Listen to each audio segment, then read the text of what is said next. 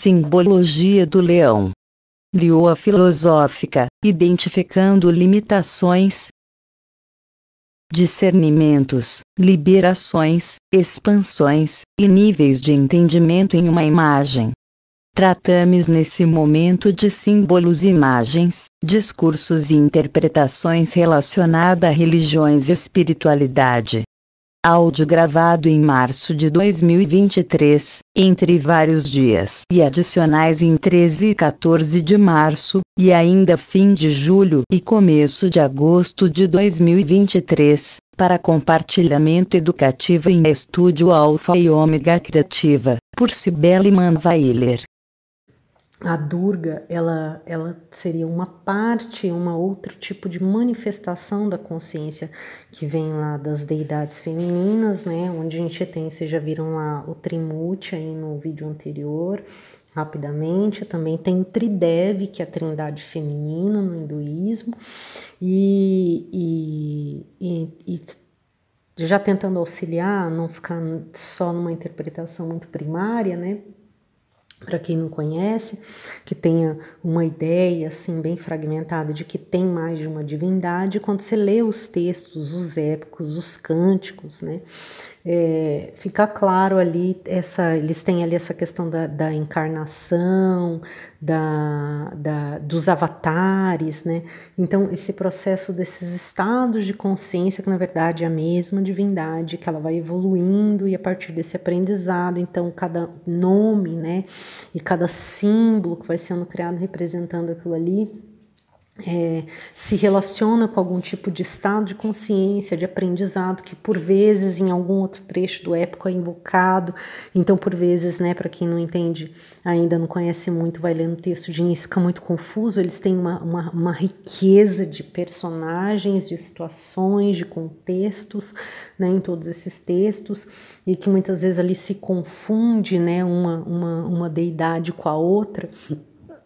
Mas quanto mais você lê, menos confuso vai ficando ali, que você vê que eles têm essa relação plural, né? Então, no sentido de que em algum momento pode, por exemplo, estar lá uma situação da presença de Lakshmi ou de Parvati, né? E aí, de repente, é invocado alguma outra deidade, e a gente percebe ali que no nome ele já faz uma associação com outro nome de alguma divindade feminina, né? Então, assim, é um pouquinho complexo o texto, tem uma profundidade simbólica, ele tem uma pluralidade interpretativa muito rica, mas não só num sentido tão livre, de tipo, podemos pensar o que quisermos, mas que ele já tem meio que isso intrínseco na sua intenção, fica claro quanto mais se lê, de esses entendimentos, vamos dizer assim, irem crescendo. Como é que eu vou explicar isso? No sentido que ali fica claro que eles têm esse entendimento dessa representação do estado de consciência, né? Que diferente de outras mitologias, onde por vezes elas emergem de um contexto muito bruto, né, digamos assim. E para a nossa contemporaneidade a gente começa a criar associações de forma que esses textos tenham algum sentido de uso, de construção mais adequado para as necessidades atuais, né, mas que não necessariamente era a intenção deles, né. Então tem alguns mitos que eles emergem ali dos grupos que eu já falei em outros textos lá no Flor de Ouro, observando o contexto daquele grupo, observando, né, as situações que estavam acontecendo ao redor, criando histórias, as associações que aquele povo cria, etc. No caso da mitologia hindu, quanto mais você lê, principalmente aqueles textos mais antigos, né, antes ainda da questão do processo mitológico, ou então das mitologias onde vão lá no início da criação, ali fica claro que eles já têm esse entendimento dessa questão da representação simbólica, do estado de consciência, né? E não só uma questão de ser a forma como eles interpretavam, como eu falei lá dos primitivos, né? Que já seria outro contexto, que isso daí eu falei lá no Flor de Ouro, dos primitivos, que um dia o ser para de só ir beber água no rio e pensa, puxa, como é que esse buraco abriu e como é que essa água entra aí dentro? Aí ele começa a criar algumas coisas, né, e associações. E aí no sentido de começar a nascer essa coisa de quem será esse ser, e aí vir começar a ter uma ideia de divindade, de um poder, né? Um poder mágico, um poder cósmico, né? Essa questão de criar alguma coisa para poder explicar o que não se consegue entender. Já no caso desses textos ali, a gente já vê alguma coisa de entendimento dessa profundidade, né? Então, muitas vezes a gente vê que essas deidades ali aparecem outros nomes, né? No sentido que a gente vê até aqui no mantra dessa, quando aparece um Namaha, e eu falei antes ali do Narasimha Deva, né, que é o Deus Leão, que é o quarto avatar de Vishnu. E aí vocês verem lá o vídeo, quem não viu vai dar uma olhada, que é o vídeo, que se não me engano é o vídeo 6 ou 7, 8, deixa eu dar uma olhada aqui. Então vamos dar uma pequena atenção para essa figura, para a gente ficar já com uma referência inicial. Aí vocês estão vendo o Trimurti e a Tridevi, né? Lembra que todos eles têm sempre o seu consorte. Então, durante a maior parte das histórias contadas ali, tem sempre o feminino e o masculino, e ali tem essa questão, como já foi falado anteriormente, da questão da polarização. A gente tem aqui do lado esquerdo o Trimurti, que é formado por Brahma, Vishnu e Shiva. E aí a Tridevi, Lakshmi, Parvati e Sarasvati. E ali do ladinho você vê o leão. Quando o leão aparece assim, ele está representando também a presença da Durga na figura, né? Que a Durga podendo emergir a qualquer momento para matar os demônios, que boa parte dos contos é essa sua função.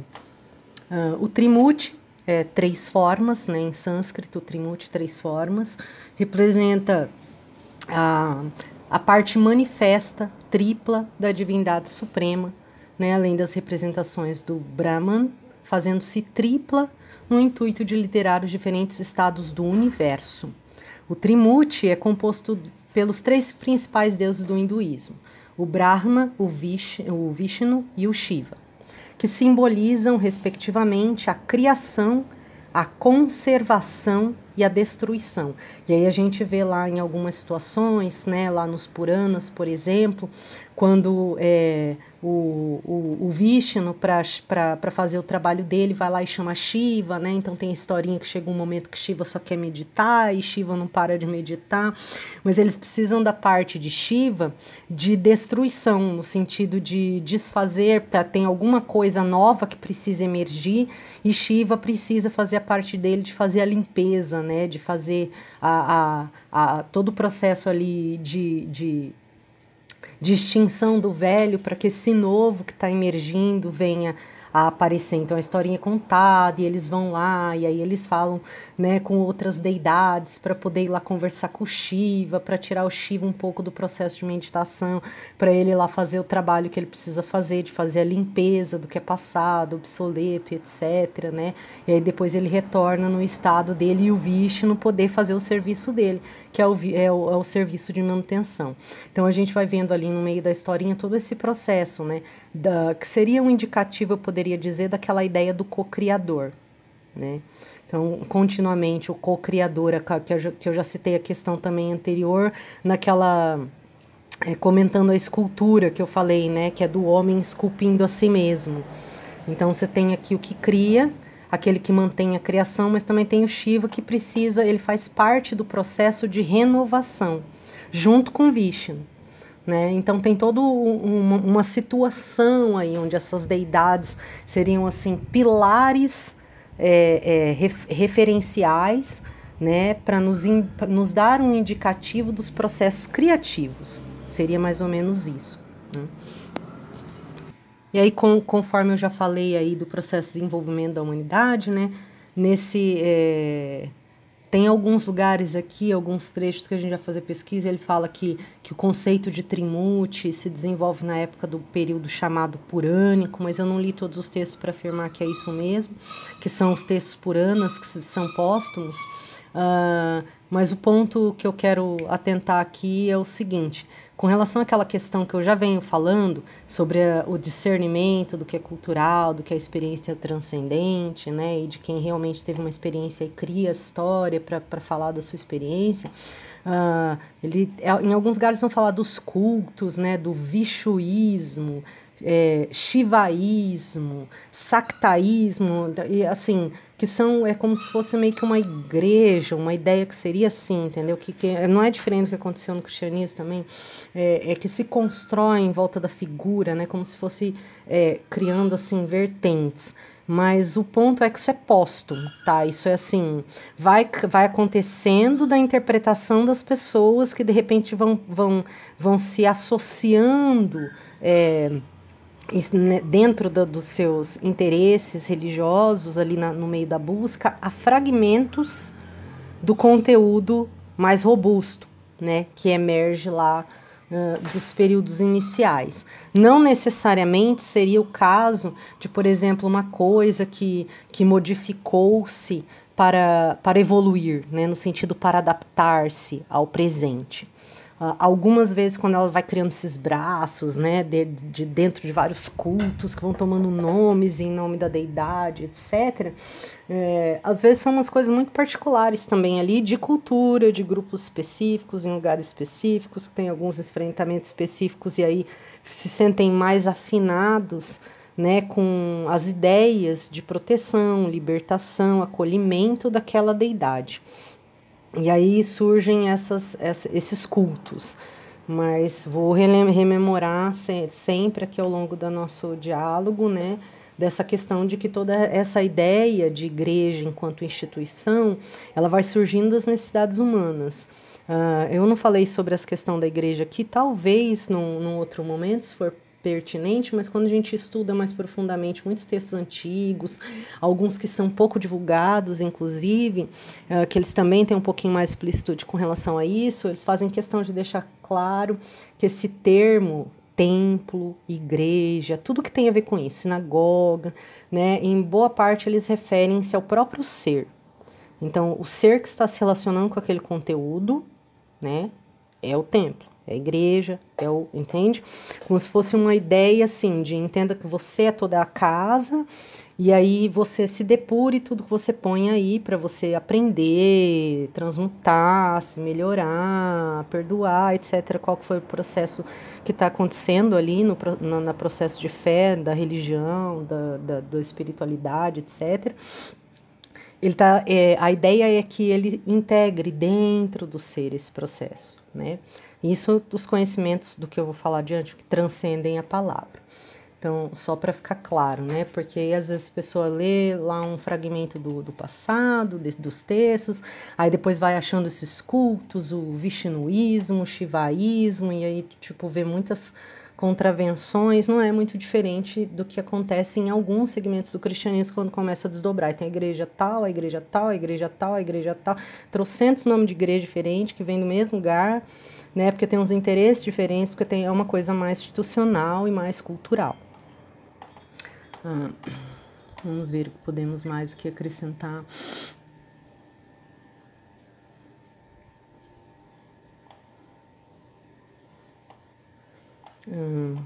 Tá.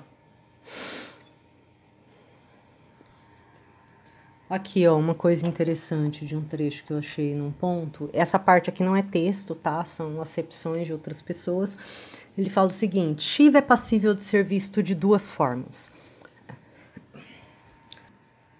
A primeira é como seus seguidores o veem.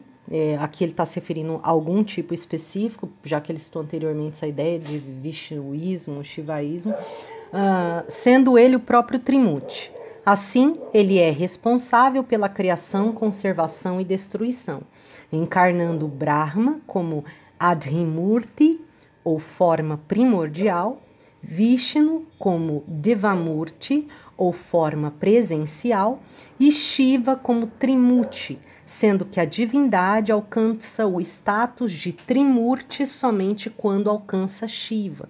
Logo, ele é o único verdadeiramente Trimurti. A segunda forma é delineada de maneira mais geral para que seja cabível em todo o complexo hindu. Nesse caso, Shiva se apresenta como terceira pessoa, o destruidor ou renovador. E claro que não há renovações sem criação. Nesse caso, as três pessoas estão sempre manifestadas juntamente, né? De tudo isso que ele falou aqui, o ponto é, ali nos textos, né, do que eu li, do que eu fui lendo e do que eu estou lendo ainda, a ideia geral que passa, que até agora a minha impressão, porque ainda tem um bocado de texto para ler, com relação a essas figuras e como é que elas emergem ali, é que a ideia é que eles já são a mesma pessoa, né? E uma coisa que me ocorreu é que essa ideia, como por exemplo a que ele coloca aqui, que Shiva seria o verdadeiro Trimurti, que é do Shiva que parte os outros, eu acho que estaria também naquela questão da interpretação de como é que ela vai acontecendo depois que se desdobra, porque, por exemplo, o Shiva, o Vishnu e o Brahma, eles não são os referenciais simbólicos da origem, tipo assim, daquela gama cósmica, sabe? Todos os mitos, como eu falei anteriormente, que eles têm alguma coisa que vai falar que do nada, ou do fluido cósmico, ou, né, alguma coisa assim, e começa a criar. É quando Deus se subdivide, e dali ele vai subdividindo, ele vai criando coisas, e vai nascendo a vida, né? E aí dessa fluido cósmico tem outros nomes lá anteriores, entende? Tem uma outra geração, digamos, que é a geração inicial. Então, pontuo eu, né, que como isso chega para nós ocidentais e algumas vezes não necessariamente de pessoas que realmente conhecem, e tendo eu visto também e convivido com alguns gurus, digamos, mestres, que afirmaram ali que pessoas da própria cultura deles estão um pouco distantes do significado profundo que isso carrega por causa de outras questões assim mais cotidianas de enfrentamento, né? Então, a gente tem que considerar que esse processo de atribuição, né, que nem ele chegou aqui em um momento a falar da primeira origem cósmica atribuída, aqui ele falou, deixa eu ver qual foi o termo, falou de Brahma ser a forma primordial, mas Brahma vem de outra forma.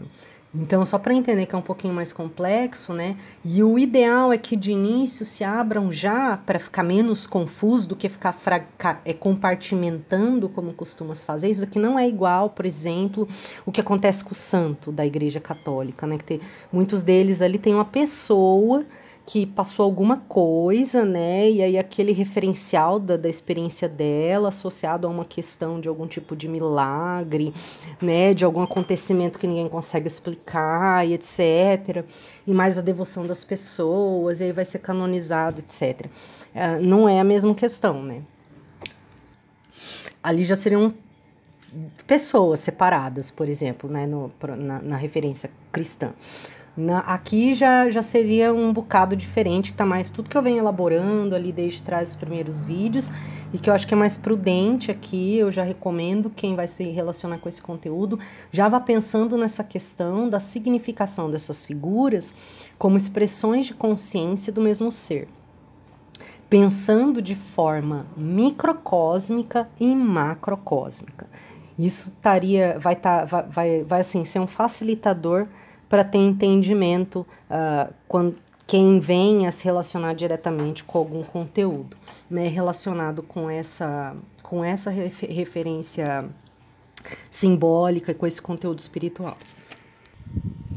E como consortes do Trimurti, ou apoio, vamos dizer assim, nós temos as Tridevis, né, o contraponto, ou o auxílio. Contraponto não, é o auxílio, né? Que também elas são chamadas Tridevis. Esse termo Devi ou Deva, ali nos textos, eles normalmente são associados, dão um indicativo de atividade mais celeste, né? Quando aparece esse Devi, Devas, Devi, são mais celestes e ao mesmo tempo eles têm uma divinização da terra, porque os Devis também têm a ver com a questão da natureza. Só que a natureza também, micro e macrocósmica. Então, se a gente tem a natureza da terra, que então talvez incluiria, né, todos os elementos, assim, o respeito, né, ao ciclo da vida, terra, natureza, né, plantação, florestas, etc. A vida na terra. Mas só que de uma maneira celeste, né, com essas características assim de reconhecimento seriam o que representa consciências, digamos assim, que tem algum tipo de associação com uma divinização da Terra. Eu entenderia assim, já de uma forma complexa, depois que você lê e relê, imagina a ideia de uma ponte, né, que se fortaleceu entre céu e terra, onde não há mais separação desse céu e terra. Esses devs, eles já estariam mais lá para cima, mas ainda tem uma observação da terra. Então vamos lá. Tem nas 3 figuras aí da Tridevi, a Sarasvati, a Lakshmi e a Parvati. Sarasvati, deusa das artes e sabedoria, lá tem assim como função proteção dos artistas, atores, cantores, desenhistas, pintores, escritores, músicos, enfim, todos da classe artística. Mantém também a segurança das pessoas que buscam conhecimento. Por exemplo, pesquisadores, professores, estudantes e mestres de diversas doutrinas. Sua existência inspira a população indiana a vencer desafios, sejam eles físicos ou emocionais, e a viver de forma pura e sem pecados. Sarasvati. Lakshmi. Possui juventude, uma graciosidade incomparável. Devido a estes aspectos, a divindade é considerada uma das maiores representações de beleza e força feminina. Os indianos relacionam sua imagem à fortuna e à boa sorte. Acredita-se que a deusa traz paz e prosperidade para as famílias que a veneram. Outra responsabilidade da deidade é cuidar da saúde mental e física dos seres humanos, assegurando que suas vidas sejam guardadas, além de nutrir a riqueza interior e espiritual dos mesmos. Parvati, agora, é um ícone de beleza e fertilidade. Para muitos é a deusa do amor. As mulheres indianas a associam ao poder feminino e que, através de suas habilidades divinas, elas serão capazes de obter um bom relacionamento.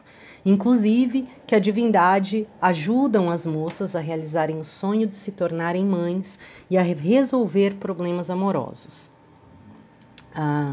E aí um ponto, aí você tem que ver lá a historinha, porque aqui assim, eu tô pondo uma acepção rápida, né? Quando você pesquisar, vocês vão achar essas questões.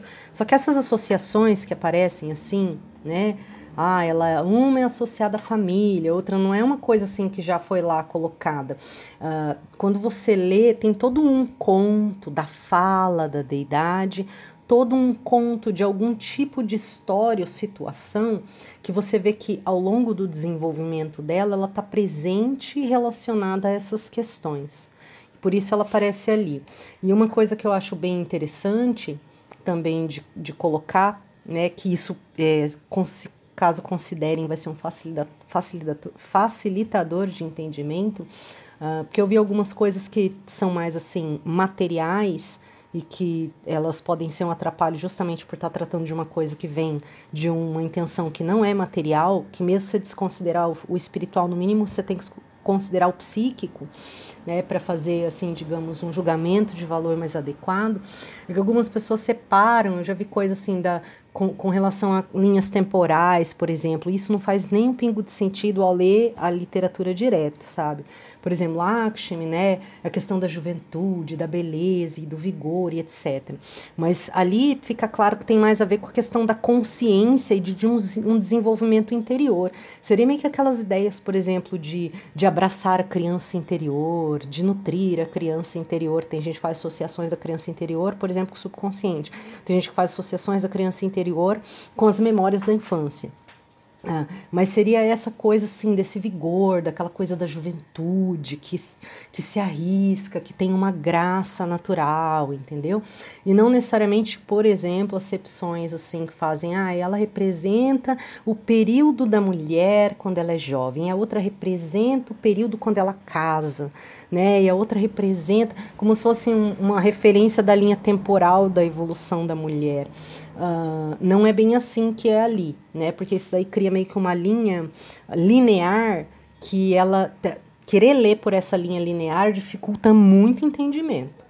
Porque ali a linha não é linear, ali a gente pode chamar assim de um entendimento multidimensional, multiplural, né? É uma coisa assim, que você entende que essas consciências, elas vão emergindo no ser, digamos assim, na deidade feminina, diante de situações onde ela tem um aprendizado, tem um acontecimento e ela consegue abstrair um entendimento, e aí aquela consciência que é o aprendizado, ela fica ali para manifestar-se ao longo do trajeto, entende? Então é a questão do aprendizado. Então essas consciências, digamos assim, a Lakshmi, a Parvati e a Sarasvati, elas podem, digamos, emergir no ser, né, com as suas qualidades e competências, ajudando que o ser manifeste esses potenciais em si. Podem estar juntas ou não, dependendo do que a situação e contexto do indivíduo necessita. Então, assim, quando você vê o texto, seria mais ou menos essa ideia, né? Porque ali a gente tem o texto que vai falar que tem ela falando dela mesma, que tem a historinha, mas depois tem os textos que eles são meio que explicativos, né? Também tem alguns trechos assim. Então, para abrir um pouco a mente aí quando vocês forem se relacionar, porque quando começa eu vi que nas interpretações que alguns fazem, que são mais assim limitadas e lineares, elas dificultam depois seguir adiante, para ter outros entendimentos, tá? É um pouco mais assim profundo.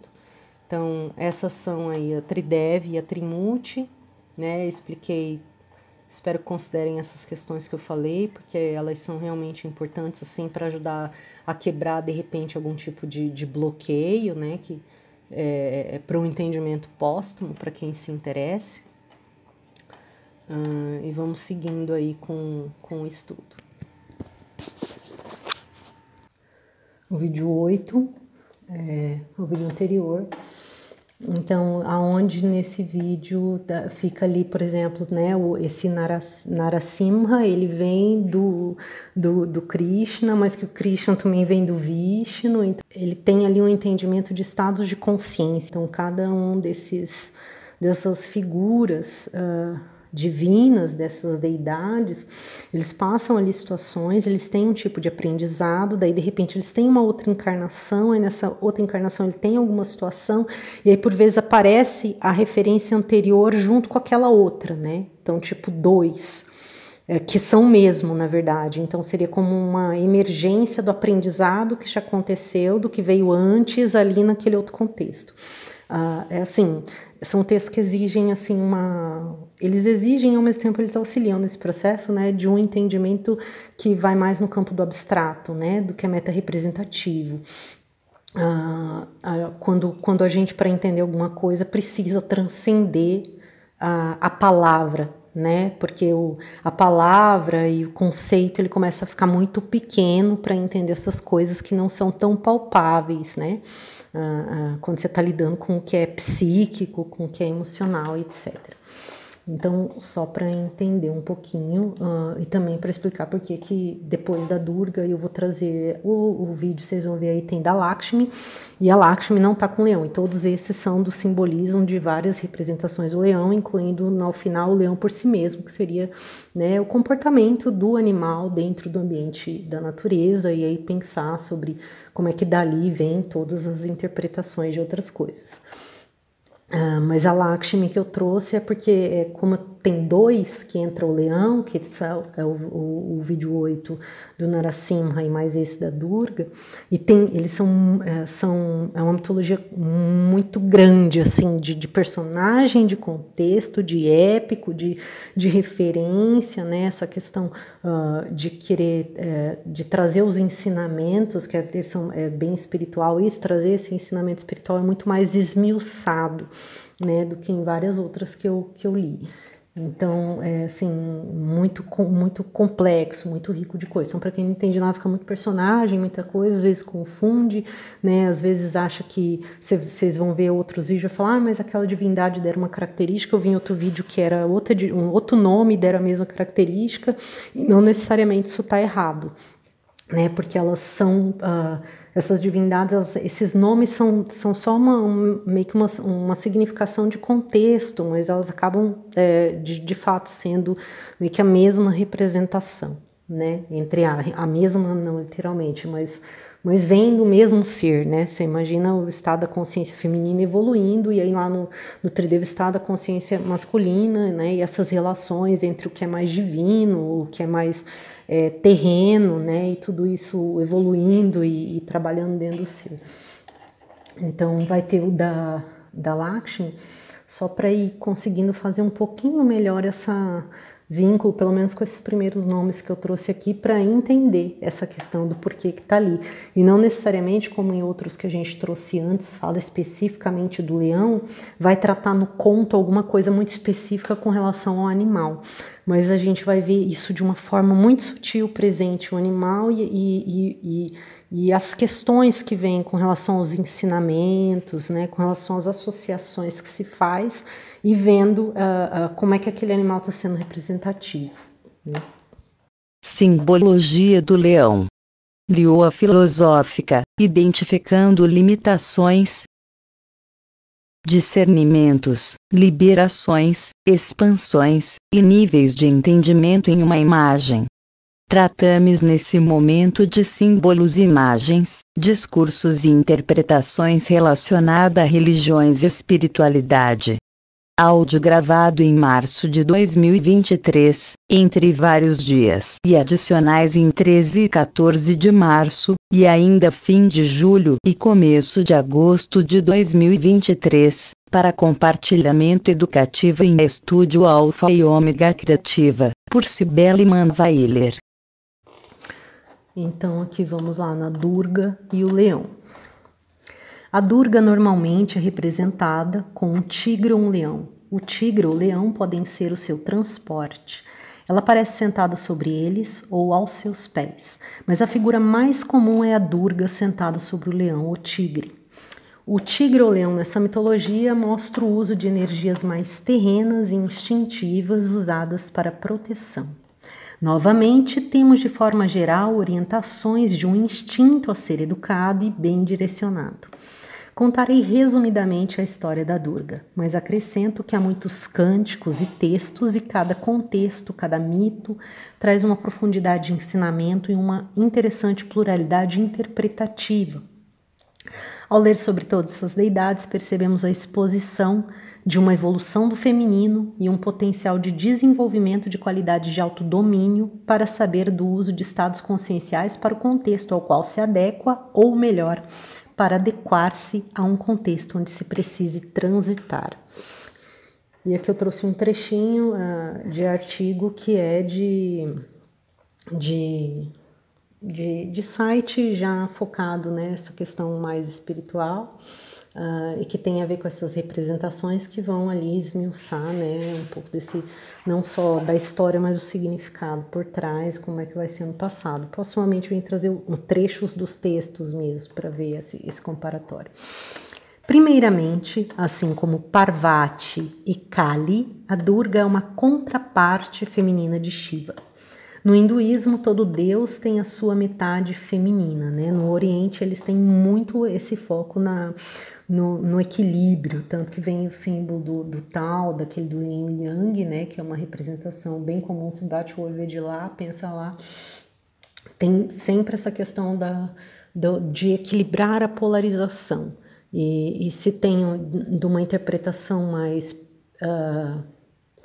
primeva, digamos assim, né? Essa ideia do homem com a mulher, mas nos textos com mais profundidade, ele sempre vai emergir com relação ao estado de consciência interior do ser. Então, independente de qual é a sexualidade fisiológica, né? O trabalho, quando se refere a essas deidades femininas e masculinas, boa parte dele está acontecendo dentro do ser. Né? Então, esse feminino e esse masculino são representações de potenciais e qualidades, e também contrapartes negativas, talvez dessas referências de feminino e masculino a serem transcendidas e equilibradas dentro do ser. E que depois também tem outras situações onde vai trabalhar isso com relação ao externo, né? No sentido de dois seres, no sentido de relações, relacionamentos, etc. No hinduísmo, todo deus tem uma metade feminina. Entretanto, Durga é verdadeiramente reconhecida por ser a deusa do inacessível e do invencível. Conhecida também como a incomensurável. Além disso, seu nome significa barreira forte que nunca cai. Né, isso está sendo colocado aqui, mas eu não vi direto no hindu, pode ser que haja outros significados, né? Mas já acrescento assim, com relação a termos do muito que eu venho estudando, com relação ao sânscrito, tem algumas palavras que elas, assim, traduzir para o literal da nossa língua, não nos dá a dimensão do que aquilo significa enquanto ensinamento ou direcionamento de alguma coisa para nós, né? Tem algumas palavras ali que às vezes para a gente entender qual é o significado que tem para eles, não partindo do olhar de um ocidental olhando para lá, interpretando com a mente ocidental da cultura ocidental, mas se despojando dessas vestes, assim, desses pré-concebidas ideias, né, olhando ali realmente a cultura, como é que é essa visão de vida, de relação com a natureza e etc., por vezes algumas palavras ali para a gente entender com profundidade o que aquilo significava para eles quando era dito, né? Tudo que envolvia o pano de fundo, inclusive abstrato, às vezes precisa de pequenos textinhos. Né? Então eu já deixo essa abertura aí, esse adicional, né? Caso tipo a gente fala que o nome significa barreira forte que nunca cai. Você vê uma outra tradução que a ideia é parecida, mas escreve uma outra sentença com significado, né? Então, tentando que é uma forma geral do que é a representação do que chega para cá. Então, de tal forma, ela está bastante associada à segurança, sendo vista como figura de um porto seguro e a eliminação de sofrimentos. Ela representa toda a natureza cósmica feminina, ou seja, o começo do feminino. Vista por seus inimigos como terrível e ameaçadora, a deusa é também uma grande guerreira no combate contra os demônios. Assim, ela protege as pessoas de todo o mal, doenças e tristezas. Além disso, também faz parte do seu trabalho acabar com qualquer energia negativa e demonstrações do ego que possam fazer mal tanto às pessoas quanto à boa convivência, seja ela consigo mesma ou com os outros. Durga representa diversas coisas positivas. Primeiramente, é ela a deusa dos 3 olhos, onde cada um representa o desejo, a ação e a sabedoria.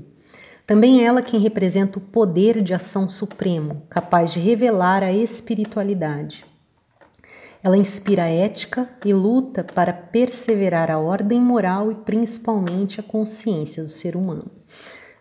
Por fim, é considerada a consciência do homem. E por fim, é considerada a mãe do universo, representando toda a força capaz de gerar a vontade divina. E só para trazer um pouquinho de bom humor, para vocês entenderem a relação de poder, né, que essa Durga estabelece aí no meio de todo esse contexto, onde ela emerge, onde ela é evocada, estaria tal qual assim. Imagina que o o tal do demônio resultou da liturgia de desgraça que ele tinha para destruir a humanidade, para gerar algum problema, e de repente, né, eu vou e chamo a Durga vem cá, sim, Sibeli, tô precisando da sua ajuda, e a Durga peida. Antes que ela termine, desintegrou-se o demônio, todas as suas semeaduras e emanações. Essa é meio que a relação de poder da Durga com as forças demoníacas quando ela é invocada, lá no texto, né? E assim, antes que se tenham qualquer impressão, eu falei bastante aí com relação à prudência na leitura desses textos, que eu super recomendo que se tenha também com relação à Durga, que tem uma relação com o Kali, né, que a Kali é uma criação que vem da Durga depois. E no caso da Kali, enquanto figura visual, né, para uma interpretação vinda de um olhar que vem de outra cultura e não conhece nada dali, por vezes, às vezes faz uma associação, né, demoníaca, etc. E eu já li um bocado de textos, não só com prós e contras, né, com relação a esse caráter interpretativo. E por vezes, assim, encontra algumas coisas, eu encontrei de fato, que não condiziam, né, no sentido de ficar claro, como eu já fui relatando aí logo adiante, essa questão de você ver que tem já meio que uma resistência prévia condicionante, né, para criar aquela situação. E isso no sentido que esses que eu trouxe para fazer esse pequeno vídeo, que faz parte de todo um conjunto, né, para pensar todas as associações que se faz em cima do símbolo, e nesse caso é o leão, mas como é um contexto muito complexo, essa questão do hinduísmo eu já venho trazendo, essa observância. Esses textos que eu trouxe são simples, né? São de caráter introdutório, de pequenos sites e etc. que tem. Mas eu tenho aqui também outros textos e pesquisas e estudos, né, de estudiosos da área e também com prós e contras. Então, tem alguns que eu não tenho de início a intenção de trazer questões relacionadas ao símbolo que gerasse um conteúdo inflamado de discussão. Entretanto, eu vou, né, já deixei, caso faça necessário, esclarecer algumas questões, já que eu já venho lendo isso há bastante tempo, de, por exemplo, textos, artigos científicos, né, de mestrado, de doutorado, que vinham demonizando as figuras e etc. E aí eu ia lá para fazer a leitura dos textos e o caráter associativo interpretativo que se fazia ali eu não encontrei de fato, né, que tivesse no texto alguma coisa naquilo que está direto lá no conteúdo que respaldasse daquela forma que estava sendo abordado. Mas por ser artigo científico, né, então ele tem que fazer citação, etc. E aí eu fui ler, né, aquelas referências, e o fulano falou isso, e o ciclano, e aí, tipo, para minha surpresa, né, aqueles textos, o fulano, o ciclano, tudo dentro de uma religião específica, né, que estava ali nítida e claramente combatendo a religião do outro, né, então seria mais ou menos assim, porque... E baseado em quê? Porque não tinha citação do texto, né, com esse caráter mais profundo. Então era mais ou menos uma questão assim, que segundo consta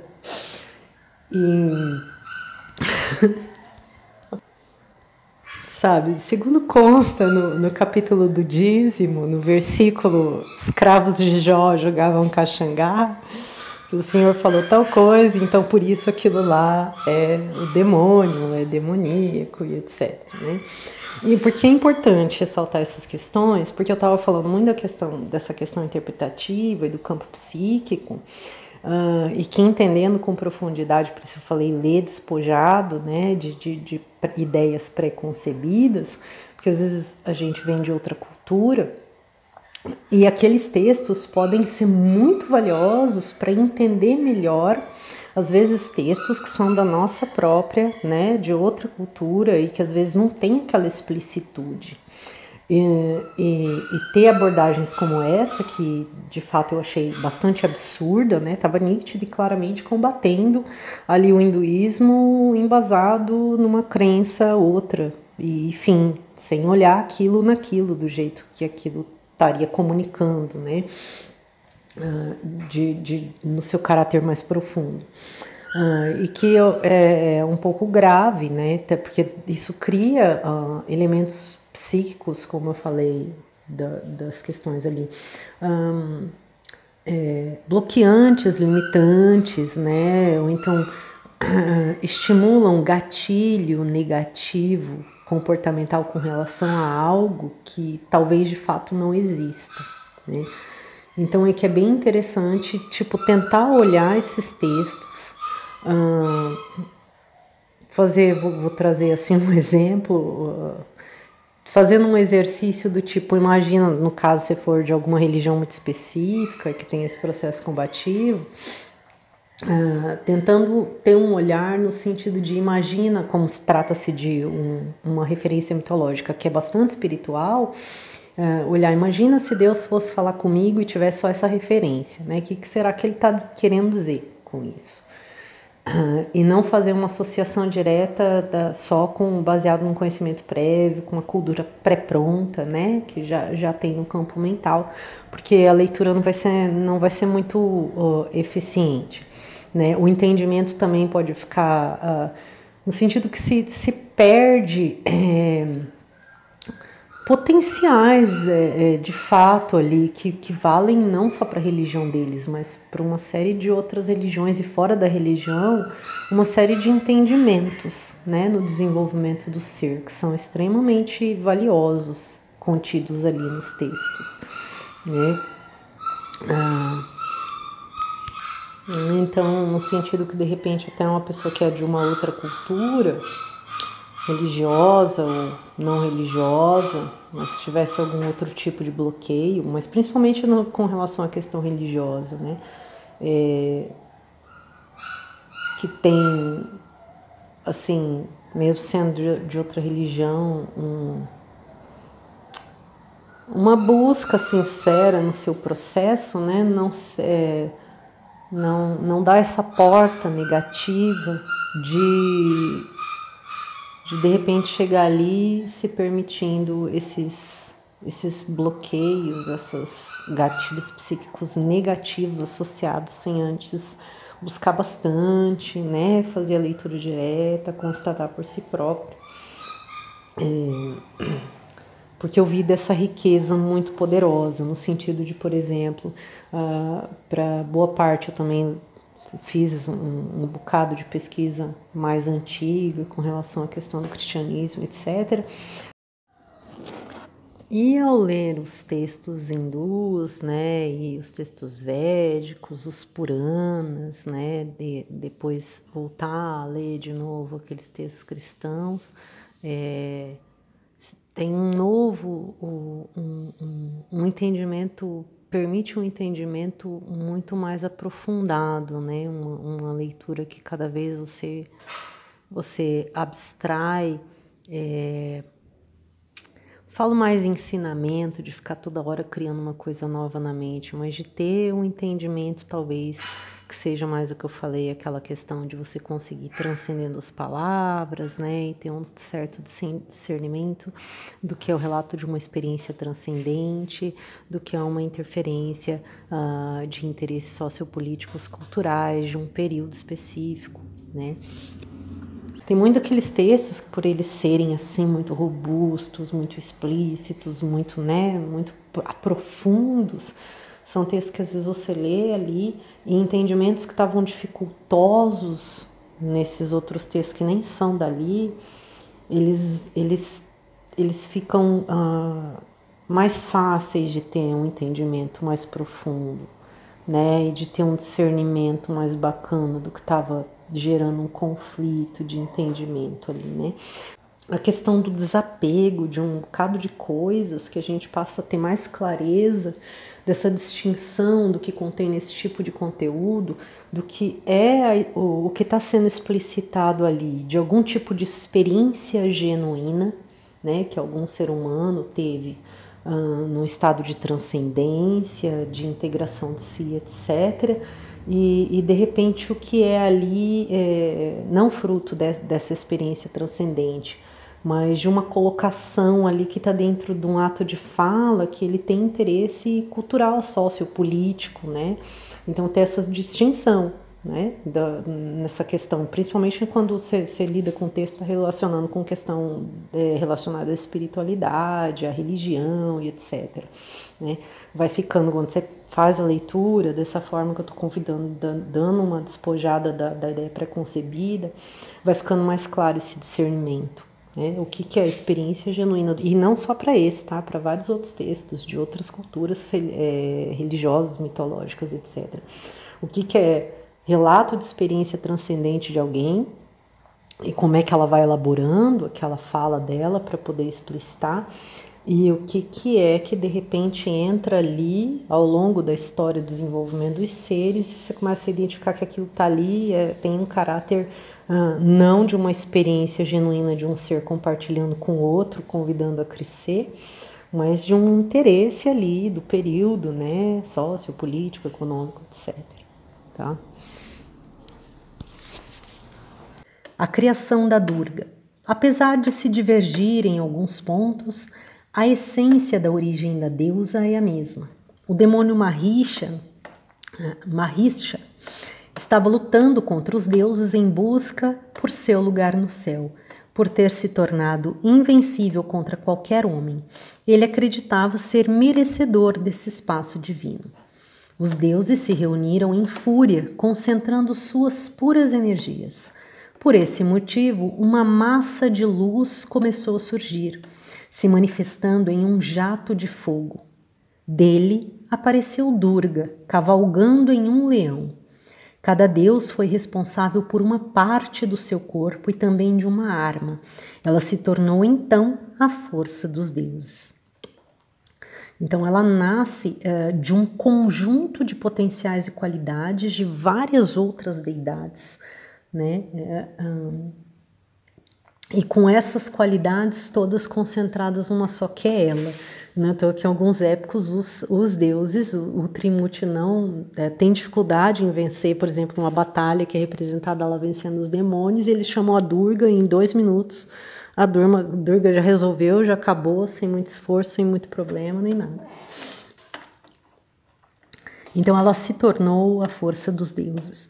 Por ser uma mulher, Durga conseguiu facilmente vencer o demônio.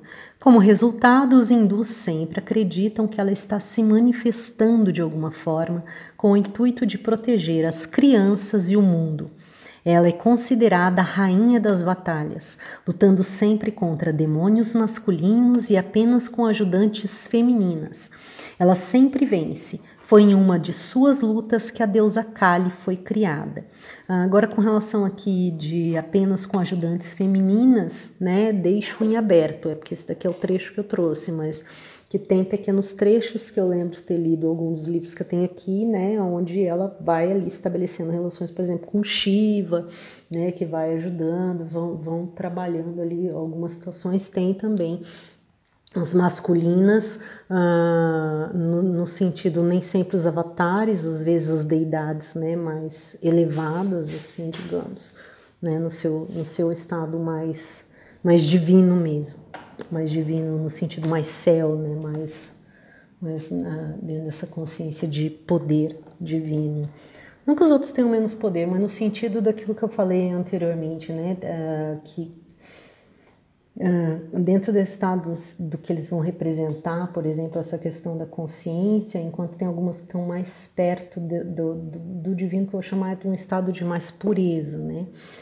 Em outras, mais pureza, ou menos material, acho que seria a ideia.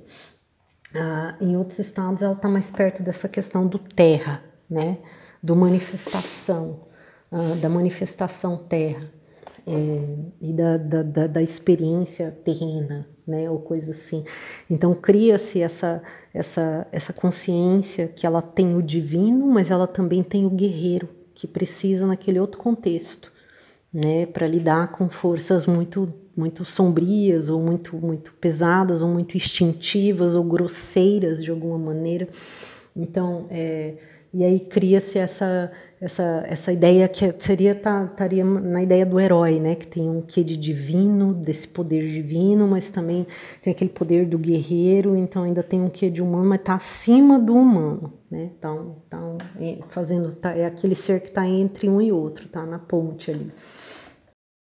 Então eu fiz aqui até agora uma série de, né, que eu fui transitando aí nesse movimento aí mais reflexivo com relação à deidade feminina. Eu dei exemplos, a gente voltou em alguns outros vídeos anteriores, e agora eu vou citar uma coisa mais que eu achei interessante que me ocorreu aqui nesse trecho, quando tem, ao olhar para a figura da Kali, né, e ela tem essa representação feminina, e tem essa relação, no caso dela, já com as referências do mito da criação, né, no sentido que vai representar mais ali as questões do começo desse feminino, da elaboração desse feminino, do instintivo desse feminino, mesmo que obedecendo uma consciência que ela tem que evoluir.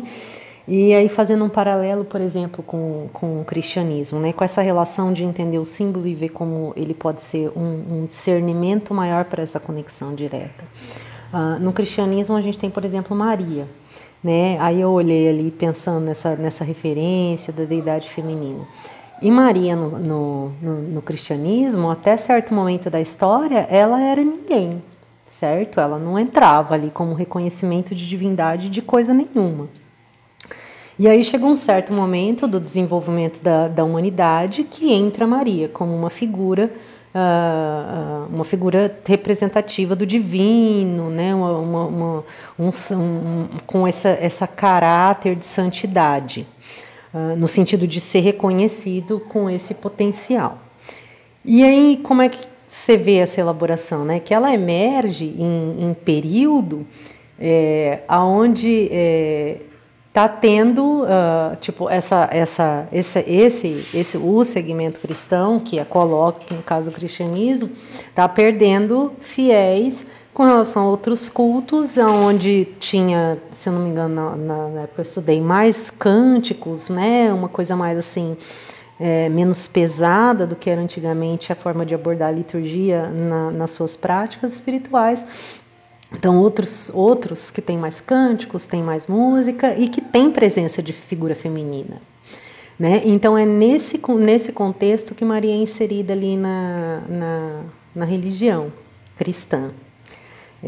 Mas percebam que me ocorreu aqui um negócio de a gente estar fazendo todo um movimento filosófico, e eu citei hoje, que ele já dá uma pulada, né, para fazer transcendência direta, de não se perder nesse processo, e acabar perdendo a qualidade de conexão que o ser, o indivíduo que tem aquilo como referência faz com esse símbolo, né?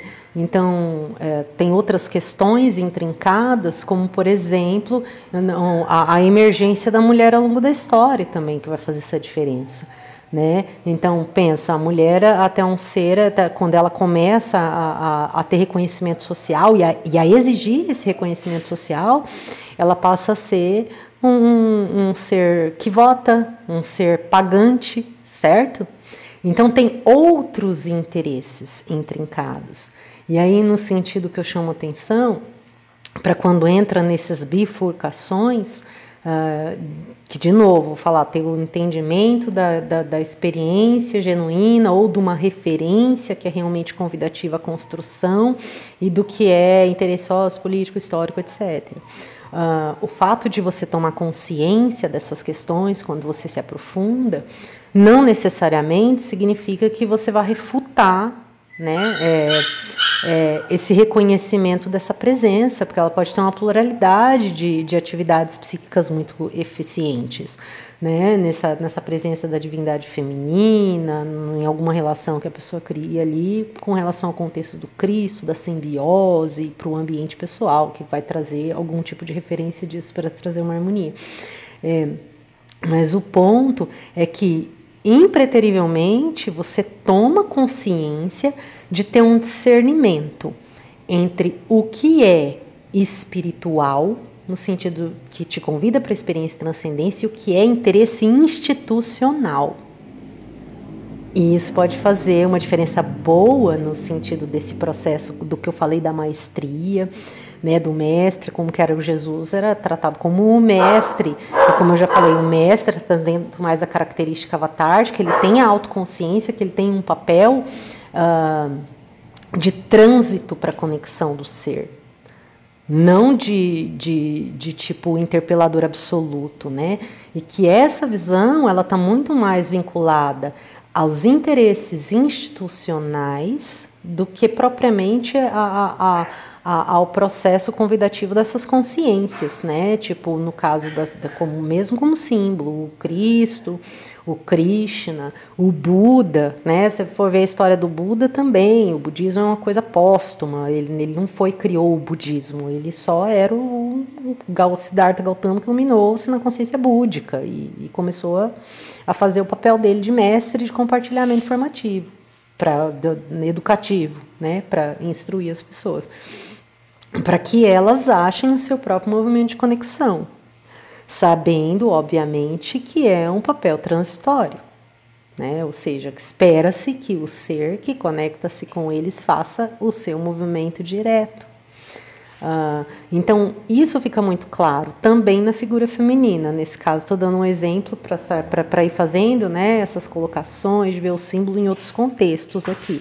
Então, a gente está falando do hinduísmo, vindo, por exemplo, para o cristianismo, né? Então, você vai fazendo, porque para não se perder nesse caráter, porque senão acaba ficando dentro do discurso, novamente, talvez não reflexivo, né? Quando você entra em contato, ou uma pessoa, sei lá, alguém que de repente tendencia para isso, entrar em contato, em tomar consciência desse processo, fazer esse linkamento todo, então tem uma figura, ela pode pensar, não, mas já devia ter sido reconhecido até lá atrás, né? Esse poder está em toda parte, ali já devia estar sendo reconhecido. E aí fala, nossa, como nossa humanidade é, né? Como a gente tá ruim, como a gente tá arcaico. E não no sentido, então, né, não serve para nada, porque é institucional. Então, assim, aí que está o senso crítico. O que é aquilo naquilo, aquele símbolo, que esquece a religião, tá? Teve uma história que alguém contou, mas teve lá um Jesus que nasceu de uma mulher chamada Maria, tem toda uma situação, independente se foi lá, se foi em outro lugar do planeta, tá? E aí, por um acaso, tá, aquilo se desenvolveu ali, sendo compartilhado através de um segmento X religioso, né? Que no caso é o cristianismo, e que naquele período era do católico, mas tem um monte de segmentos. Mas isso não implica essa refutação ou uma opressão da figura ou alguma coisa nesse sentido, né? Mas sim, isso implica em ter um discernimento correto do que aonde você vê, inclusive até na sua conexão com grupos, pessoas ou até representantes dessas instituições, e como é que eles estão se colocando, né, diante disso. E você passa a ter um discernimento, até no diálogo, estou falando muito dessa questão do discurso com você, que busca alguma coisa nesse sentido, não só na representação figurativa, igual a gente está trazendo aqui, mas como, né, tem caráter espiritual, então tem outras intenções intrincadas nas figuras de convite ao crescimento. Então, e quando você se relaciona com aquilo e você consegue identificar, você vai tendo mais clareza de ver o que é um interesse do ser que quer que você cresça, e o que é o interesse do ser que quer ele estar a serviço da instituição, não do seu crescimento. Entendeu? Isso fica claro, isso vai ficando muito claro, cada vez mais. E como estou trazendo esse outro, não é só ali, né? Também no cristianismo, por exemplo, esse caso de Maria, que é um dos vários aí, né?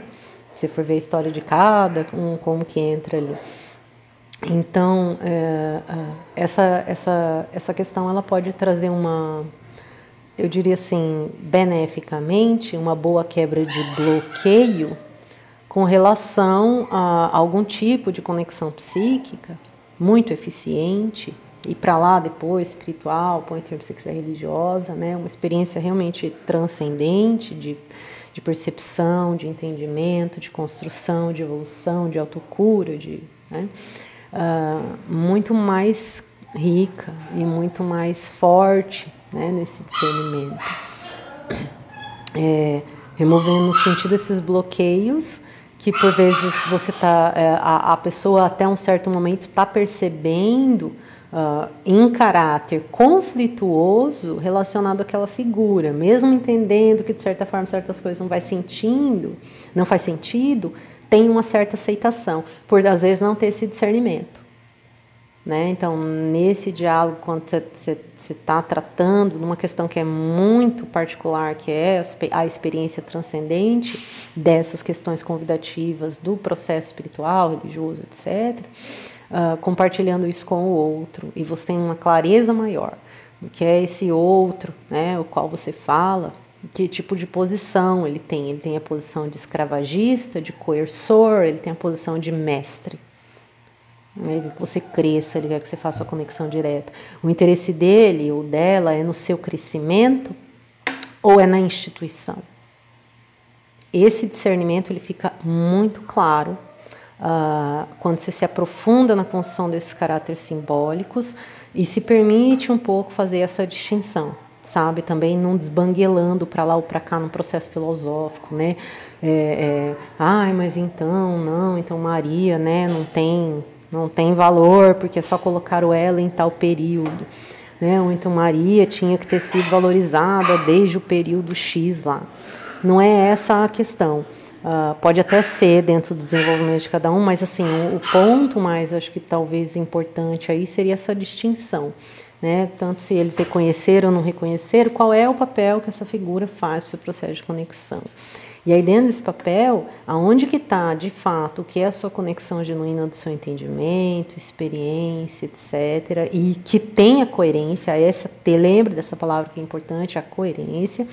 E o que é só um termo cultural, um interesse que ele é institucional, é um tipo de negócio, né?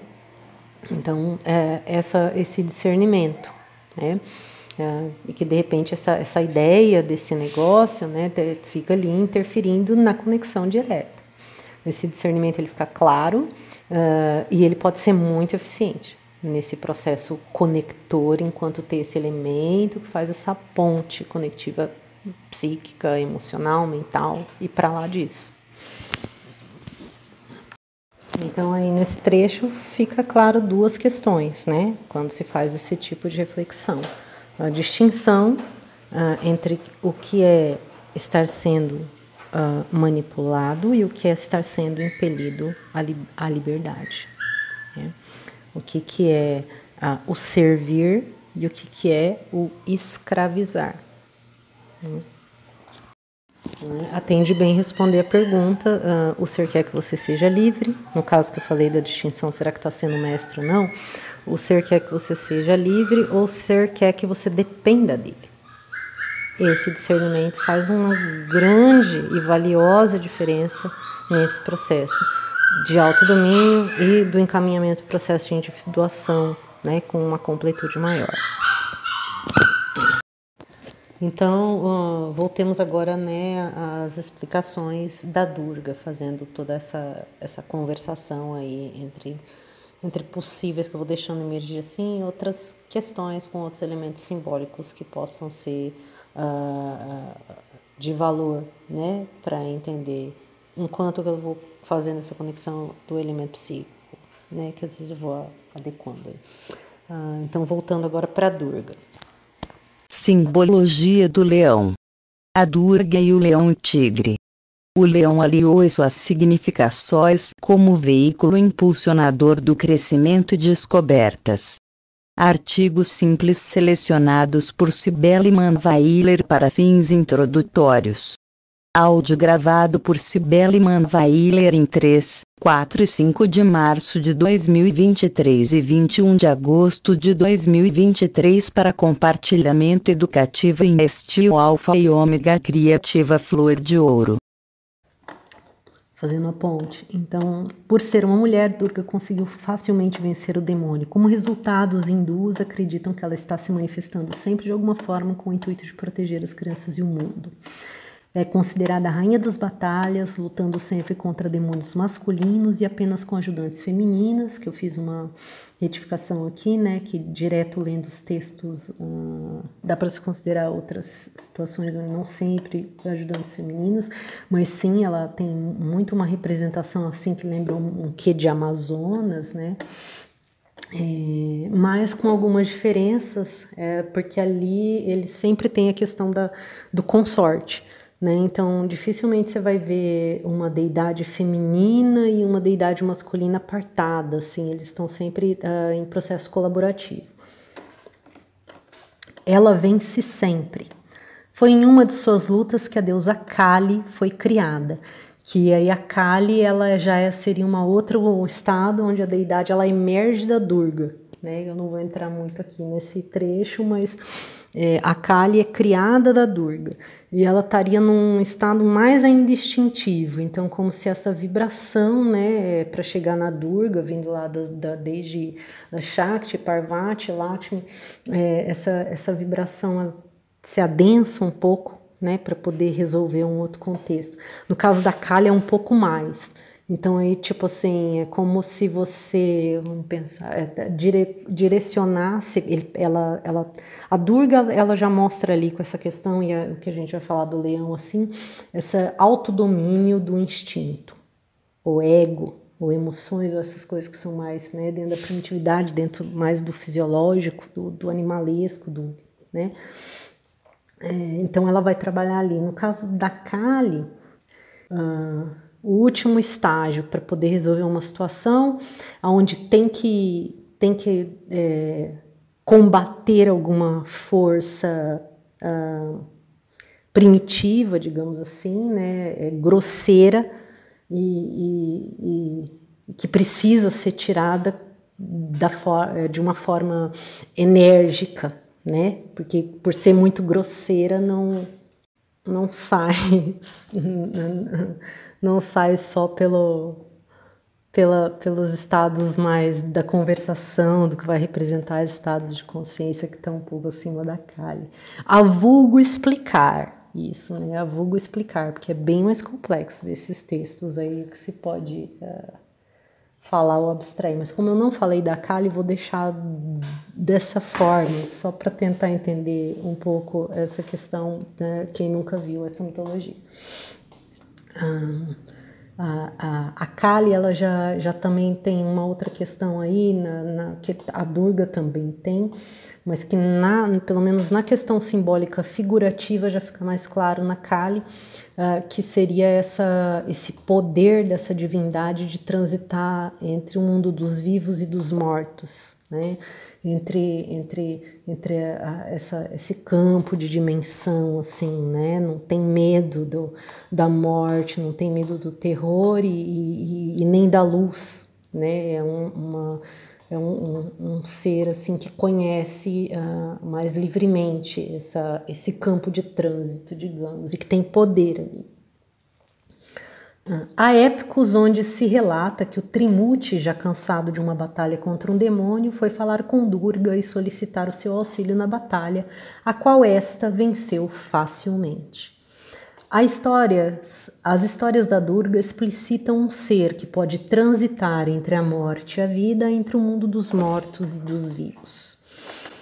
Adoração e simbologia. A deusa é bastante adorada pelos hindus, não só por todas as representações já citadas anteriormente, mas por ser uma pessoa representante da beleza e da harmonia, além de ser extremamente importante na manutenção e na prática da fé, ou do desenvolvimento interior espiritual.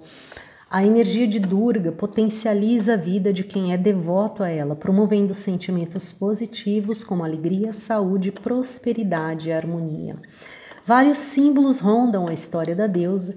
Por exemplo, ela está sempre montada em um leão ou tigre, mostrando ser dominadora de todas as emoções além do ego.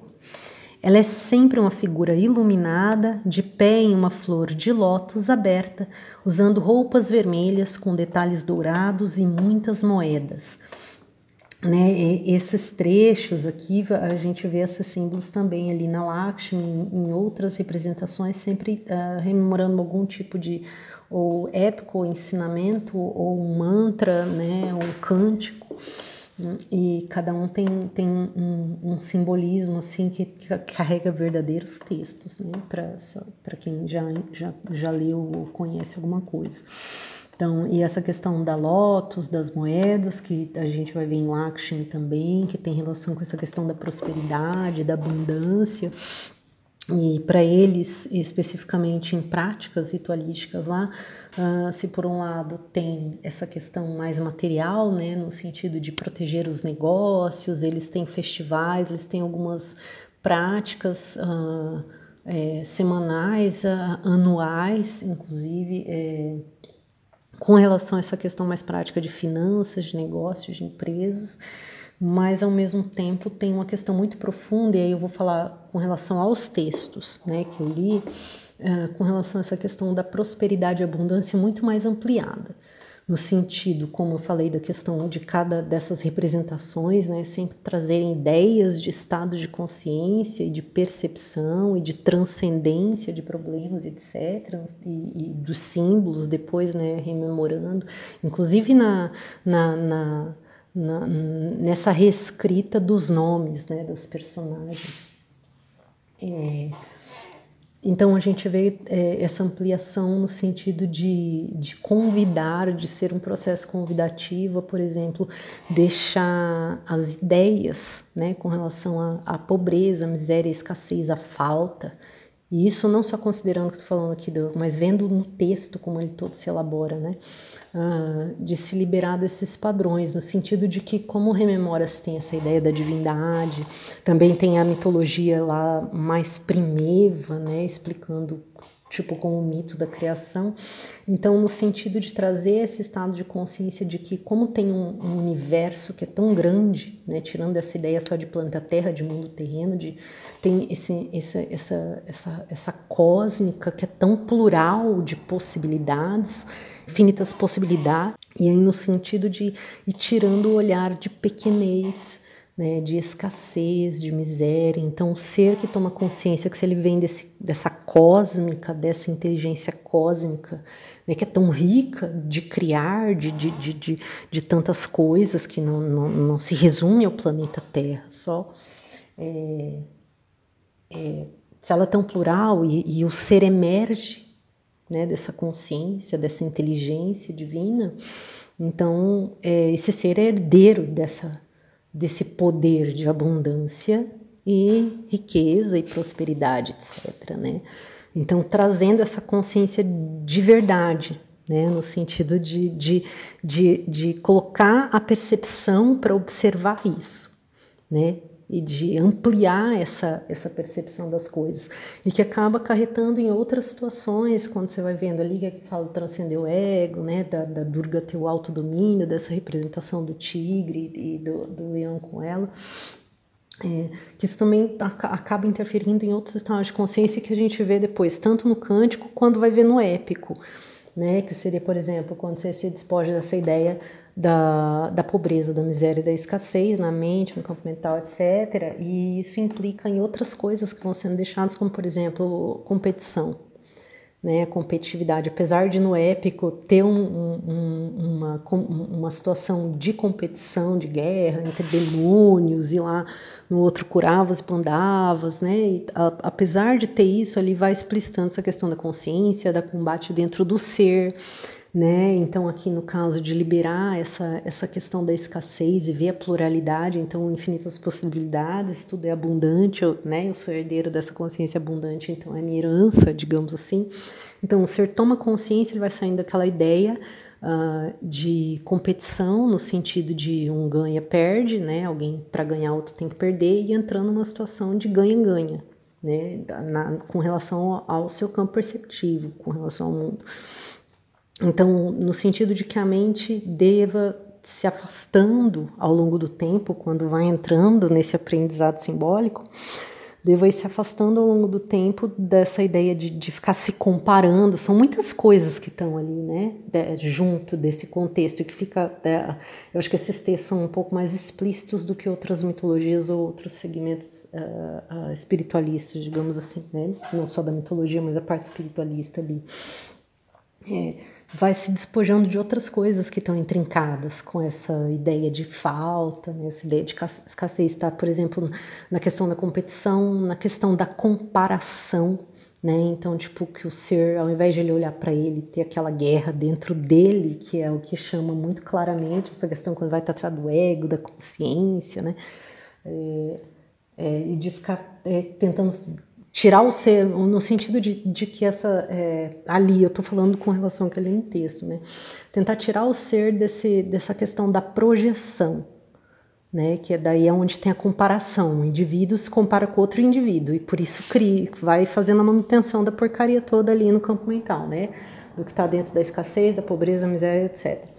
Então, aí que isso seria a parte não eficiente. Então, quando olha para a questão onde essa comparação ela é voltada do ser consigo, e aí a pessoa consegue identificar os padrões tóxicos, da onde que está a raiz dessa comparação, né? Mas isso daí que eu tô falando, gente, para ter mais clareza, é com relação ao vendo o texto. Eu vou trazer depois trechos desses textos para vocês irem fazendo um comparatório com o que aqui de início a gente está trazendo com relação só à simbologia visual, né? Então, tem todas essas questões aqui com relação a essas outras representações figurativas, né? Onde aparece aqui que ela falou da flor de lótus, falou de roupas vermelhas, né? Também tem a questão da simbologia da cor, com relação a que tipo de chakra está relacionado, né? Ali para eles tem a questão dos chakras, o vermelho mais com o chakra sexual e o chakra básico, que tem a ver com a terra, que tem a ver com a sexualidade, que tem a ver também, de certa forma, com prosperidade e abundância por causa da associação com a terra, com o fogo, né? Aí o fogo interior que tem que subir, tem a questão da Kundalini, então puxar esse fogo que vem da parte básica, vai passar pelo sexual para subir e chegar nas esferas mais elevadas da consciência. A Lótus, ela já puxa essa ideia lá para o chakra da cabeça, né? Que seria, ela tem uma representação, muitas associações ali já com o chakra lá em cima, então você vê que só no símbolo, mas vai entender quem faz toda esse conhecimento ali, né? Só no símbolo aqui você já vê essa indicação, digamos assim, né? De puxar essa energia, que é a energia básica do instinto, da sexualidade, etc. E várias questões lá para cima. Aí pensando aquela questão dos chakras, né? Lá para cima, onde está a flor de lótus, que já está na representação ali do chakra da coroa, do chakra do terceiro olho. É ali mais para perto da cabeça, ou seja, já subiu todo o fogo sagrado, digamos, né? Bota o fogo sagrado para cima. A Durga possui até 18 braços e, portanto, segura vários objetos que representam o seu poder. Outra coisa para colocar aqui que eu tinha tomado, não sei se eu falei agora, porque eu estou tendo que regravar, mas vou dizer de novo, caso não tenha colocado. Que é a questão com o leão e o tigre, em boa parte das representações das figuras simbólicas, das figuras visuais, né, que eu vi, fica claro também essa questão dessa simbiose, na imagem, na figura, da questão do comando da Durga sobre o instinto, do autodomínio sobre a emoção que vai sendo desenvolvido e vai criando um poder soberano e absoluto de si próprio. Então, tipo, que em muitos momentos, por exemplo, ela está se direcionando a matar um demônio e aparece ela fazendo um movimento e o demônio sendo atacado por ela e o tigre a acompanha, ou o leão que está com ela a acompanha. Né? Ele dá a impressão mesmo que a figura seja uma figura fixa e bidimensional. O direcionamento do rugido, do avanço, né? Ele segue o avanço da Durga. A Durga avança sobre o demônio, o leão avança junto. Né? A Durga dança em cima do leão, enquanto ela se move para atacar o inimigo, e o leão dança junto com a Durga. Então dá para ver isso em muitos movimentos. Não só tem, que eu trouxe, acho que a figura que eu pus aí, ela é a que a Durga está sentada no no tigre ou no leão, né, que também é muito comum, e ela aparece só ela. Agora, naquelas representações onde aparece o momento da descrição da vitória da Durga, do combate da Durga, eu vi algumas diferentes. Normalmente ela se move e fica claro também esse movimento da figura do animal que está com ela. O tigre ou o leão que esteja sendo representado é um só com a Durga. A Durga, tipo, fica claro na figura visual esse comando, né, essa simbiose, que a Durga um só com o tigre, um só com o leão, né, que acompanha o movimento dessa Durga no momento da vitória. E aqui um adicional, né, que vai falar de outros símbolos e que depois eles vão servir para os outros vídeos que não são especificamente nem dessa mitologia, etc., mas para tratar dessa pluralidade comunicativa em cima do símbolo visual. E no caso da Durga, ela possui 18 braços, segura vários objetos que representam os seus poderes. E boa parte dessas deidades tem, né, esses vários objetos e que, se juntando a figura com todo o texto, ou o poema, ou o cântico, ou o épico, cada símbolo ele já tem tipo para quem conhece, bater o olho e já tem todo um contexto trabalhando, todo um texto, né, toda uma situação trabalhando junto com eles.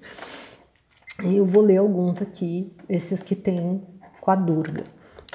Égides representam sua prontidão e força guerreira. Discos significam o mundo sobre o seu comando. Espada mostra sua sabedoria. Clava representa sua firmeza ao tomar decisões. Tridente simboliza as 3 qualidades. Concha, símbolo do seu amor divino representado em som universal. Arco e flecha, controle, consciência sobre a energia dos homens. Flor de lótus, certeza do sucesso, caso o equilíbrio, a sabedoria e a paz interior sejam mantidos de acordo com os ensinamentos. Curiosidades. Mantra. O mantra usado para invocar a deusa Durga é Om Dum Durgaye Namaha. Eu vou deixar um trechinho dele em duas situações de música aí, no final. No festival. Porque também tem uma questão simbólica dentro da questão da palavra e o convite já em todos esses ensinamentos, não é só no hinduísmo, mas em outros orientais, dessa questão do som, que de certa forma poderia dizer transcende a si mesmo. Então tem uma situação do transcender a palavra, tem o poder do som da palavra, mas tem alguns sons ali que são mântricos e eles não são assim uma palavra específica que tem uma tradução, né? Às vezes são como se a gente cantasse vogais, por exemplo, e aí essa questão de depois conseguir chegar num estágio onde esse símbolo, então você tem um símbolo visual e você tem um símbolo sonoro que tem uma referência com relação à palavra, que tem uma referência com relação ao significado, mas que deve ser transcendido, e uma vez transcendido ele vai entrar só uma questão de uma relação sonora, que ela já seria meio que uma coisa sinestésica para entendimento, já está um pouco além de conseguir transmitir uma significação por meio de palavras, né? E até um ponto onde você vai chegar no que eles vão falar de silêncio e etc., que é essa conexão cósmica, e que tipo a palavra já é totalmente ineficiente para qualquer processo comunicativo ali no sentido, né? Seja interior com essa questão da divindade no todo, né? Vai tratar muito de energia, de vibração, então, mas aí vai ficando um pouco mais complexo. Mas que é legal trazer um pouco, porque a gente também vai vendo esse desdobramento dos nomes, né? E vários nomes, às vezes a gente vê que alguns pequenos nomes já mostram a presença de 3 ou 4 manifestações de uma mesma deidade, né? E relacionadas a uma situação, então só o nome já traz todo um épico, junto com ele todo um cântico. Então eu vou deixar no fim esses aí. Por sua importância, ela ganhou o festival, né? Por sua importância, a Durga ganhou um festival em Bengal para honrá-la. Ele acontece anualmente e dura 9 dias. Igualmente, o festival também acontece em outras partes da Índia. Ele é usado para recordar os dias que antecederam a maior batalha e vitória de Durga. Com relação à família, Durga aparece na mitologia como uma forma de consorte de Shiva. Ela também é mãe de Ganesha, Sarasvati, Lakshmi, que a gente vai trazer aí, Kartikeya. Além disso, é considerada uma forma guerreira de Devi. Significado do nome. Durga é uma palavra em sânscrito. Em resumo, ela significa invencível ou inacessível, ou seja, seu nome traduz algumas de suas representações. Ela é representada em pele clara e mais escura ou negra ao transitar para Kali.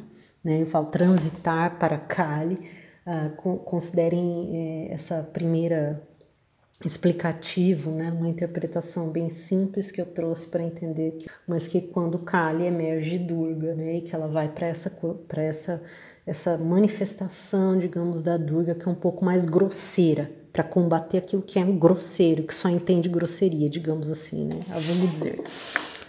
Dentro desse combate interior ou espiritual, ou energético, etc.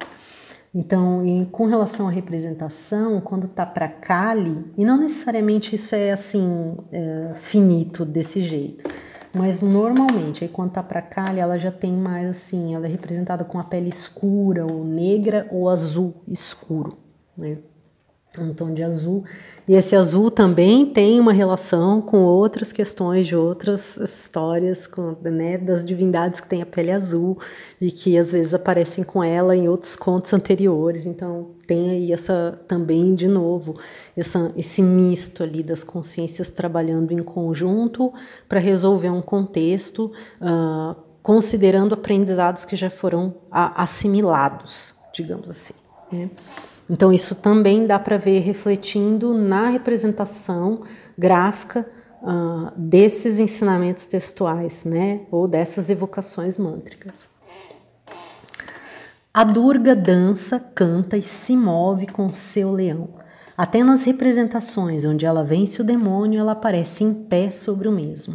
O leão a acompanha em figura de rígido direcionamento ao demônio, acompanhando os movimentos dessa Durga. Pois rígido, mas eu veria como fluido.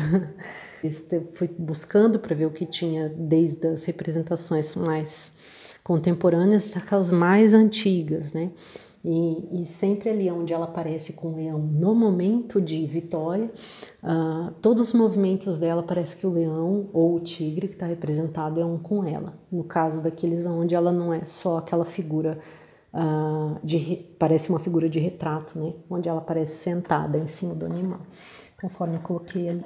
Então, por enquanto, é esse trecho para Durga, e aí ainda tem aí os próximos 2, se não me engano.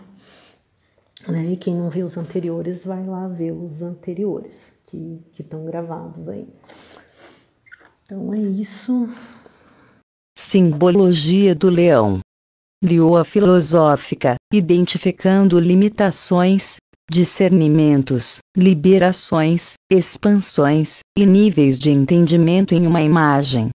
Tratamos nesse momento de símbolos, imagens, discursos e interpretações relacionadas a religiões e espiritualidade.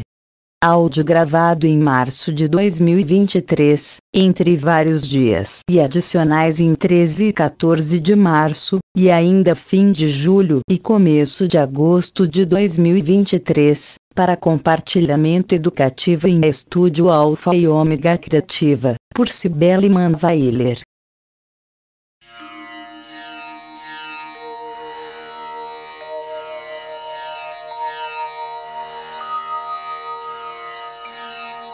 ॐ श्री दुर्गायै नमः। ॐ श्री सत्यै नमः।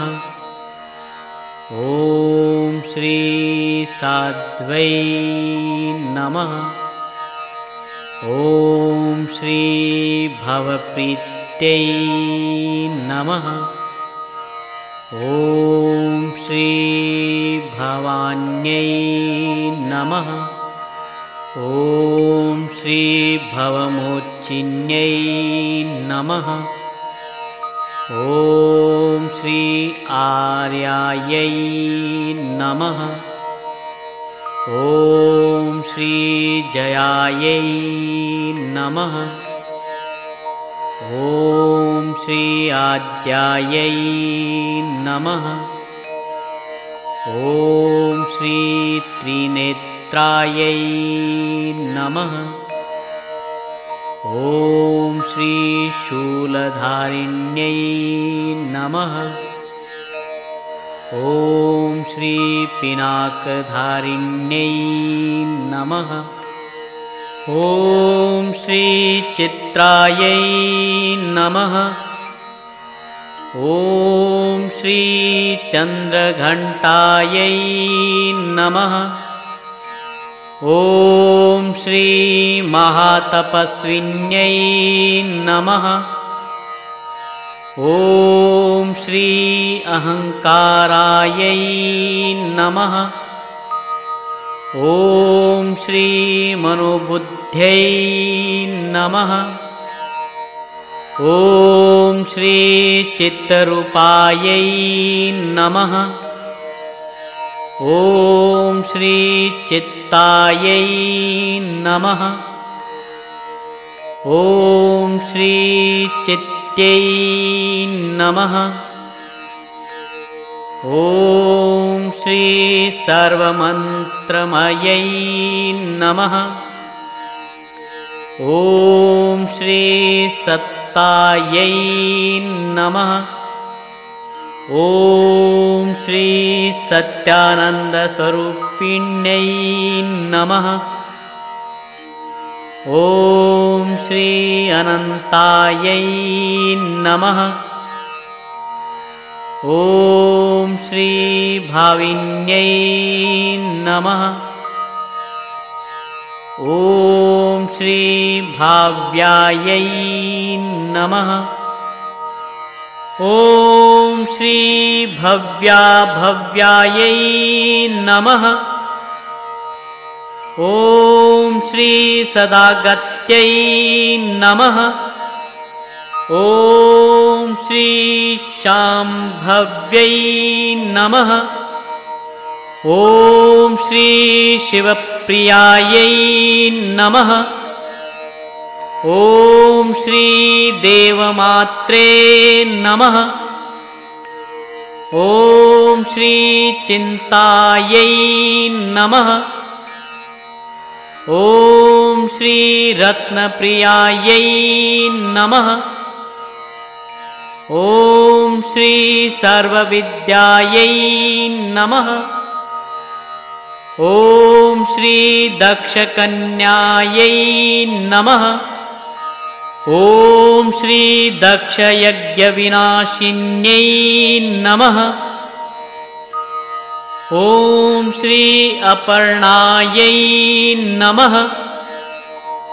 ॐ श्री अनेकवर्णायै नमः। ॐ श्री पाटलायै नमः। ॐ श्री पाटलावत्यै नमः। ॐ श्री पट्टाम्बरपरिधानायै नमः। ॐ श्री कलमञ्जीररञ्जिन्यै नमः।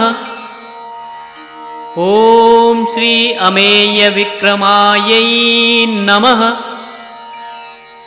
ॐ श्री क्रूरायै नमः। ॐ श्री सुन्दर्यै नमः।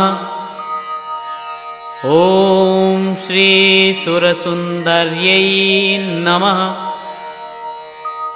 ॐ श्री वनदुर्गायै नमः। ॐ श्री मातङ्ग्यै नमः। ॐ श्री मतङ्गमुनिपूजितायै नमः। ॐ श्री ब्रह्म्यै नमः।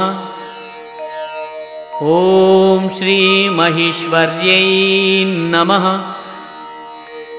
ॐ श्रीरेन्द्रयै नमः। ॐ श्रीकौमार्यै नमः।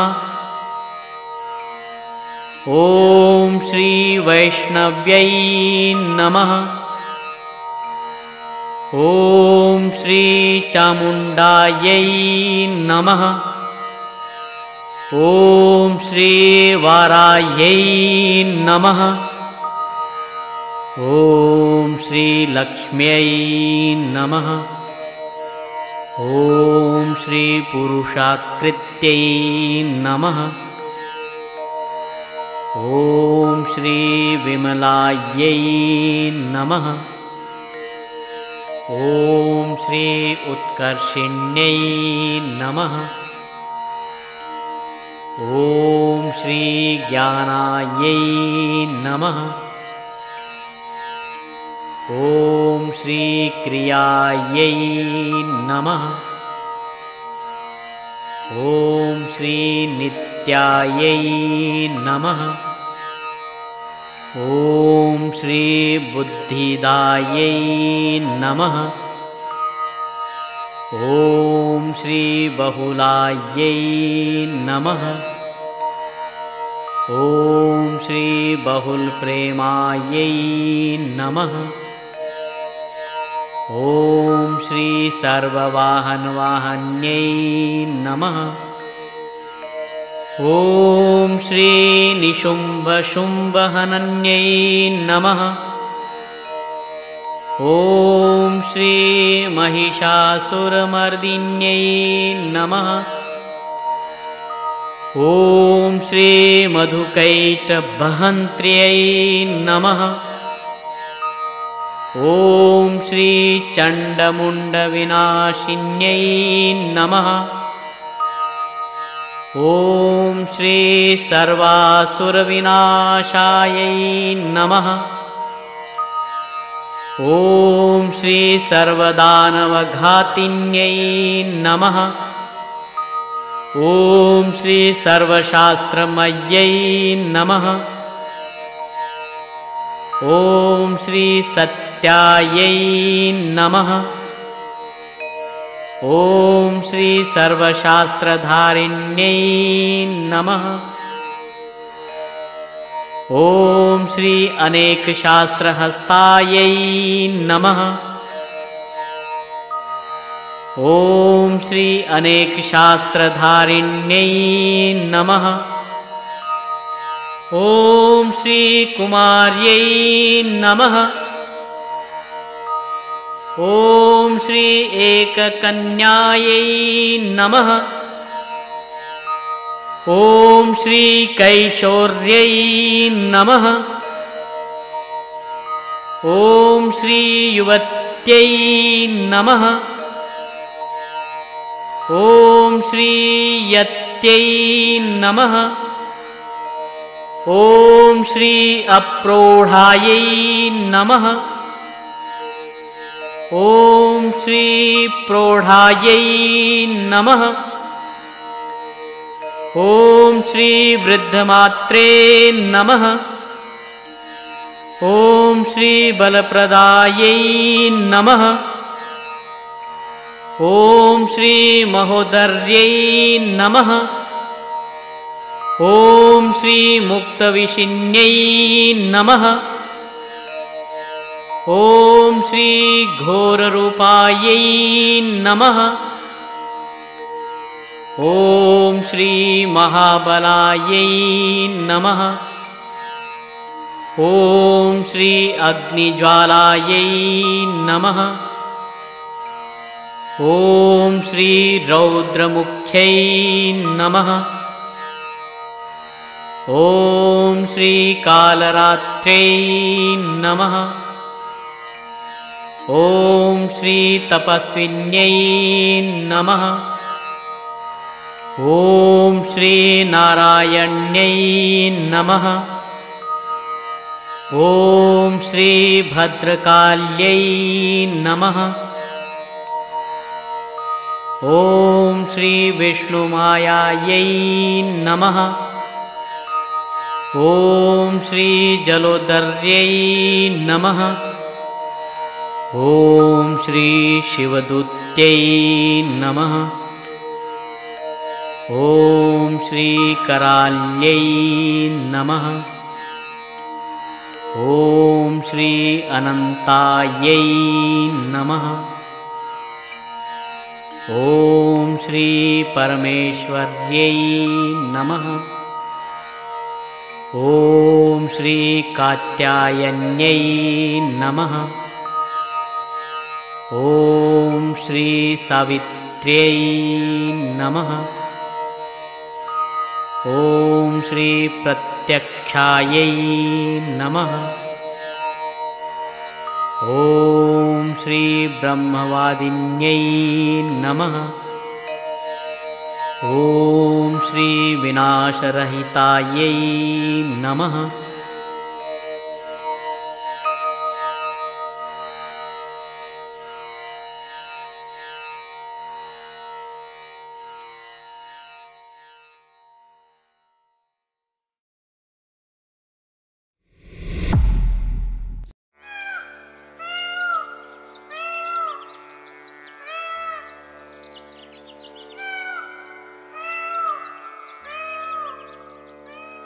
गोविंद राधे राधे राधे गोविंद राधे राधे राधे राधे गोविंद राधे राधे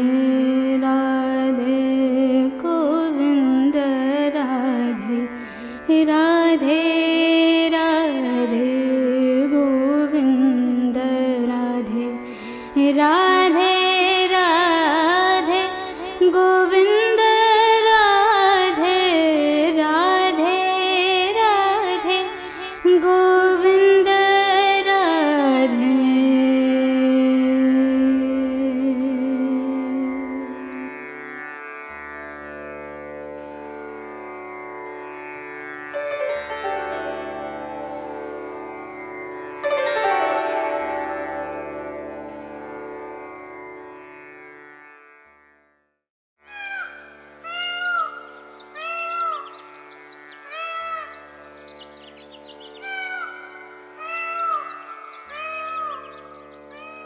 गोविंद राधे राधे राधे गोविंद राधे राधे राधे राधे गोविंद राधे राधे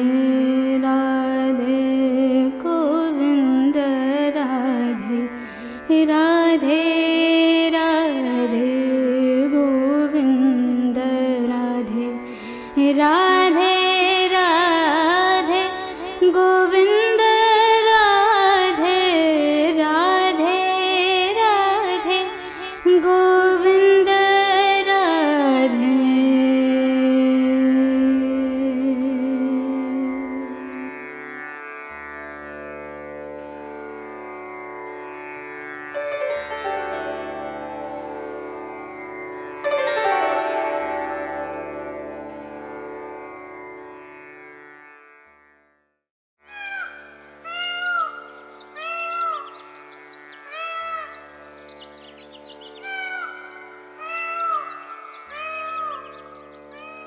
गोविंद